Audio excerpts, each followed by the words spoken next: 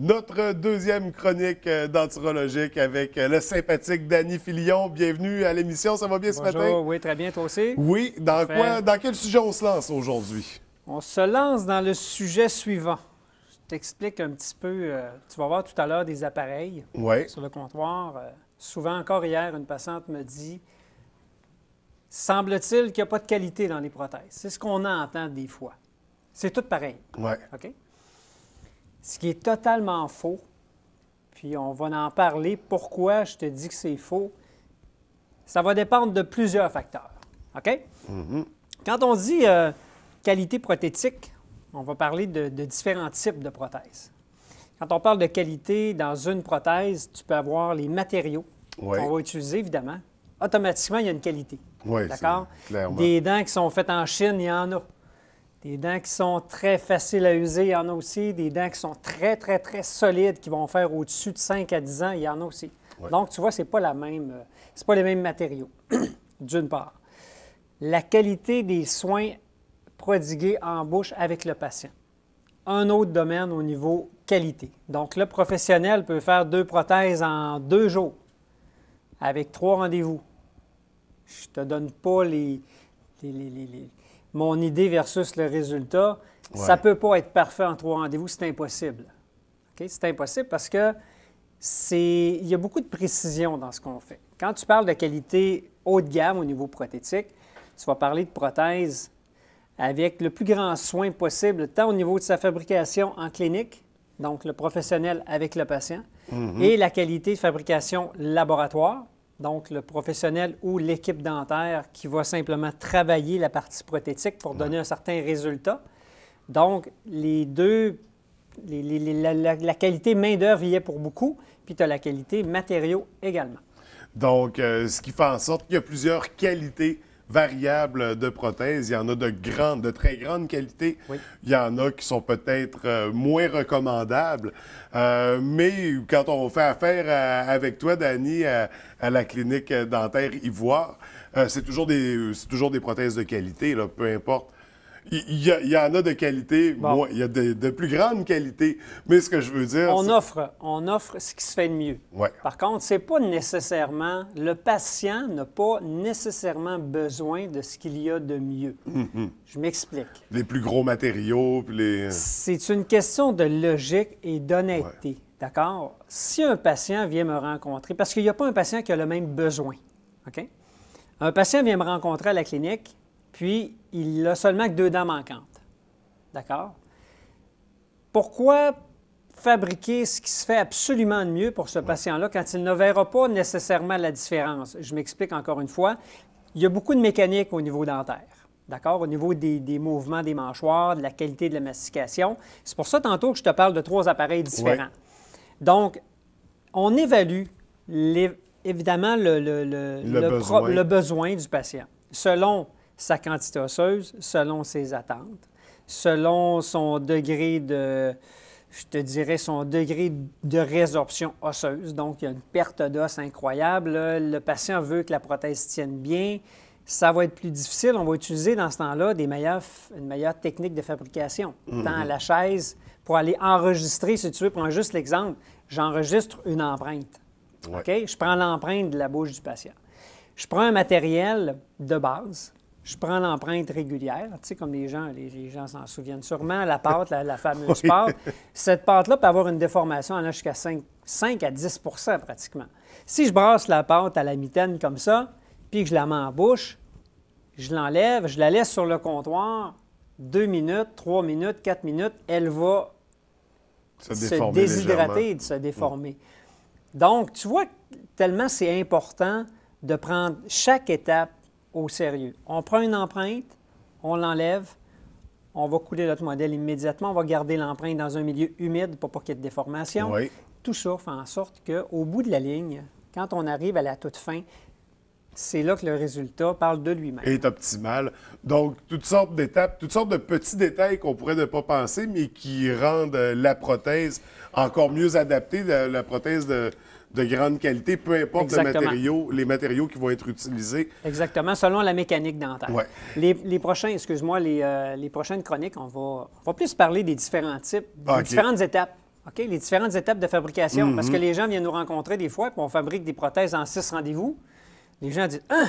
Comment ça se fait que maintenant, c'est pas juste une empreinte, puis vous me faites mordre dans un morceau de cire, puis je viens chercher mes prothèses après. » Les gens comprennent à ce moment-là. Pourquoi? Maintenant, on fait entre 4, 6, 7, 8 rendez-vous pour fabriquer. C'est toujours plus important de prendre plus de temps pour fabriquer que pour ajuster. Parce que c'est du travail d'artiste aussi, je veux dire. En grande partie. C'est vous qui allez fabriquer ça, qui allez le faire. Fait que un expert en enturologie, c'est un artiste. Oui, entre autres, ça fait partie de notre métier parce qu'on va travailler un morceau de plastique. On va travailler une partie plastique pour la transformer en prothèse dentaire pour faire en sorte que le patient puisse l'utiliser pour mastiquer, pour parler, pour sourire. C'est beaucoup dans le visage et dans le corps d'une personne édentée, évidemment. Et là, ce matin, on a toutes sortes de modèles avec nous sur le plateau. Comme ça ici? Oui. Comme ça, c'est mieux, hein? Bon, écoute, tu vois, il y a 3 grandeurs différentes. Je te parle juste de la mécanique. Pourquoi les gens voient une différence entre les anciennes prothèses faites de base, intermédiaires et supérieures? Des fois, les patients ont mal aux gencives avec leur prothèse en mastiquant. Ce n'est pas nécessairement dû à la pression de la prothèse sur la gencive. Ça peut être beaucoup plus... l'accent est peut-être plus important de vérifier les contacts dentaires l'une dent avec l'autre pour vérifier qu'il y ait un contact optimal sur la gencive. Je m'explique. Tu vois, on a un appareil ici. Oui. C'est 3 appareils différents. Ces appareils-là vont nous servir en laboratoire à positionner les dents prothétiques. OK? Vous me suivez jusque-là? Oui. Appareil de base fait seulement qu'un mouvement. Le patient qui choisit ce plan-là, évidemment, je dirige plus les gens qui ont seulement que 2 dents manquantes. Une dent manquante ici ou 2, 3. Des besoins limités. Limités parce que, à cette étape-ci, lorsque le patient a encore des dents naturelles en bouche présentes, les dents naturelles vont guider les mouvements. Encore.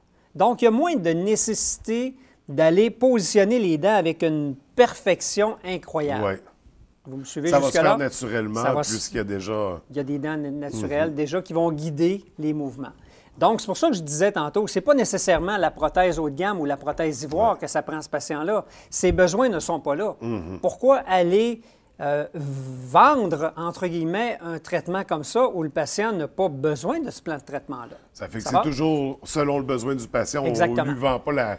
On ne vend pas à Cadillac nécessairement. C'est ça, que quand les besoins sont pas là. L'appareil qui fait un mouvement d'ouverture et de fermeture, moi, je ne l'utilise pratiquement jamais en prothèse complète. Parce que, étant donné que mon travail est limité dans un seul mouvement, quand le patient va porter sa prothèse et qu'il va mastiquer, il ne mastiquera pas seulement que dans un sens. On bouge de gauche à droite. À gauche aussi, à droite. OK? On pense à une vache, entre guillemets. Ouais, tu vois, là, les mouvements sont extraordinaires. C'est ça, exactement. C'est un peu le même principe que l'humain va faire. Donc, on va broyer les aliments de gauche à droite ou de droite à gauche pour aller, évidemment, travailler avec les dents supérieures dans les fosses inférieures. Donc, le mouvement limité de cet appareil-là va faire en sorte que lorsque les dents vont se toucher dans un seul mouvement, ça va bien. Mais quand le patient mastique à gauche et à droite, il y a des interférences. Puis qu'est-ce que la prothèse va faire? Elle va basculer. Donc, on enlève de la succion au niveau supérieur, on enlève de la stabilité au niveau de la prothèse inférieure, on crée des pressions néfastes au niveau de l'os à certains endroits. Imagine-toi que tu touches juste cette dent-là avec celle-là quand tu vas à gauche. Là, le patient dit « Oh, ça fait mal. » Ça fait mal là. Pourquoi? Parce qu'il n'y a seulement qu'un contact ici. Ça va? Oui. Prothèse de base.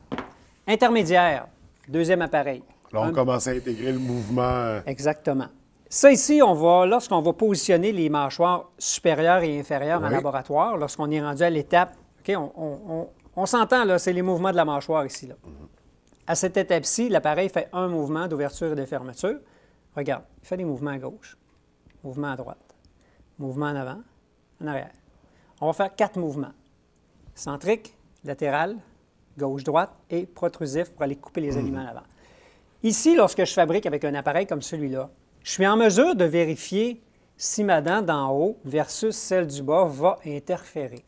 Si elle n'interfère pas, elle est à sa place. On essaie de maximiser les contacts d'une dent à l'autre en 4 mouvements, ouverture, fermeture. Ça va jusque-là? Donc, il y a plusieurs éléments à évaluer, beaucoup. Il faut tester. Oui, là, c'est de la manipulation. Manipulation, contact. On travaille avec des petits papiers de couleur pour aller chercher les contacts. Est-ce que la dent touche? Non, on la déplace. Est-ce que la dent touche maintenant? Non, on la déplace. Il faut être minutieux là, quand on arrive à cette étape-là. Ça devient assez complexe. Et là, on est seulement au deuxième modèle, la deuxième... On est seulement qu'à la prothèse intermédiaire.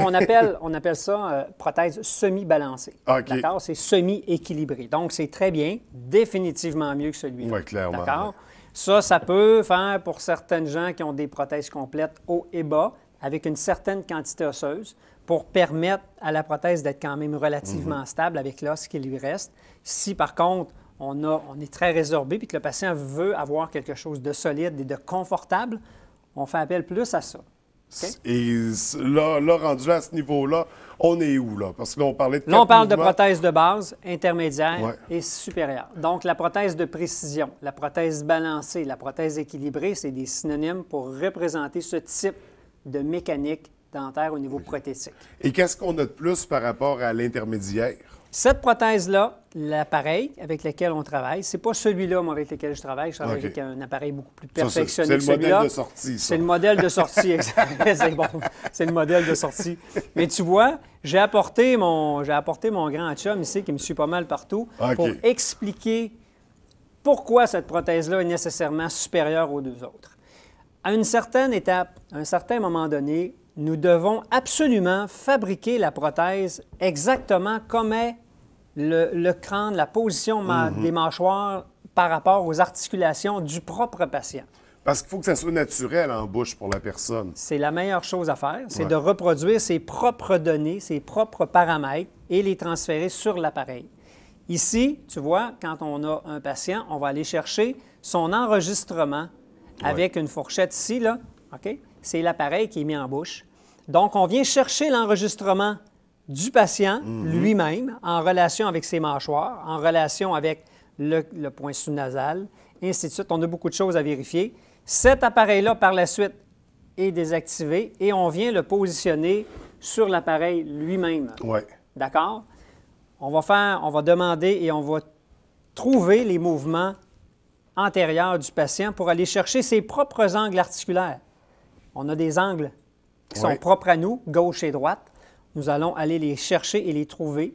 Donc, si le patient a 33 degrés d'un côté et 18 de l'autre, l'appareil... OK, c'est pas toujours symétrique. Vraiment pas, jamais. D'une personne... OK, jamais. C'est jamais symétrique. Ici, on a 30 degrés de base. Puis ici, c'est toujours variable, tout le temps, parce que le patient va chercher ses propres données à lui. Fait que la nuance par rapport à l'intermédiaire est vraiment dans le degré. Le degré, la position, la qualité des paramètres qui sont très, très, très précis, les angles de Bennett de côté, tout est ajusté comme le patient est. Ouais.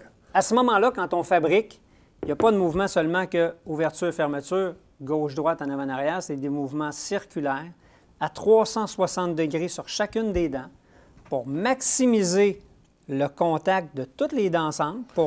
Et selon l'angle et la position de la mâchoire même, de la physionomie du visage de la personne. Oui, bien, ça s'applique automatiquement. Quand on fait le mollage des dents pour ajuster, le patient, lorsqu'il porte sa prothèse, il n'y a pas de pression sur son os, pratiquement pas. Ça maximise la stabilité supérieure parce qu'il n'y a pas de contact, comme on parlait tantôt, les contacts d'interférence. Il n'y en a pas, c'est pas existant. Donc, toutes les étapes de la fabrication de la prothèse haut de gamme, avec un montage équilibré, c'est vraiment la recette du succès pour une partie prothétique complète, vraiment. Pour une prothèse complète, là, comme on mentionnait dans le cas de quelques dents, on n'a pas besoin de la Rolls-Royce. Pas tout le temps, non, c'est ça, on n'en a pas besoin tout le temps, mais porteur de prothèse complète, vous voyez une différence. Puis en plus, quand on parle de perte osseuse, on sait que c'est très important. Cet appareil-là peut favoriser jusqu'à 30 la perte d'os, l'accélérer, d'accord? Celui-là, entre 15 et 20, plus ou moins 25 dans certains cas.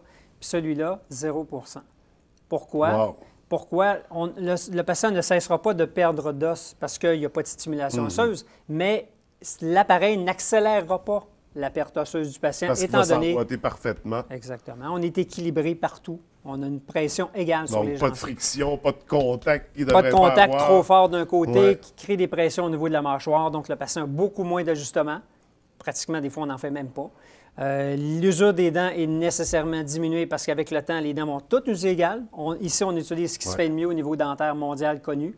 Donc, c'est tout ça qui fait en sorte. Fait que, à partir de là, avec les meilleurs matériaux, c'est longue vie à la prothèse. Ça va durer des années, des décennies, jusqu'à combien de temps? Ça dépend, avec un bon entretien aussi. Oui, vérifier. Anyway, on vérifie les prothèses à tous les ans. Pour vérifier tous les ans, on voit les patients, il n'y a pas de frais, vérification annuelle pour toujours conserver sa santé buccale et ses prothèses dans le meilleur état possible. Donc, écoute, Danny, complètement fascinant comme sujet ce matin de voir justement puis tout le souci du détail qu'il y a dans la conception d'une prothèse. La minutie, c'est du, comme je le mentionnais, c'est du vrai travail d'artiste. C'est du détail, puis c'est de la passion, puis il faut l'appliquer dans ce qu'on est capable de faire pour que le patient puisse en profiter au maximum de ce qui se fait aujourd'hui au niveau de l'avancée technologique et tout ce qui s'ensuit. Pour répondre le mieux possible aux besoins et que ça demeure le plus naturel également. Donc, merci beaucoup, Danny. Nous, on se revoit la semaine prochaine, mardi prochain. Oui, mardi prochain. Donc, je te souhaite une belle semaine d'ici là et joyeuse Pâques. Merci à vous aussi. Merci.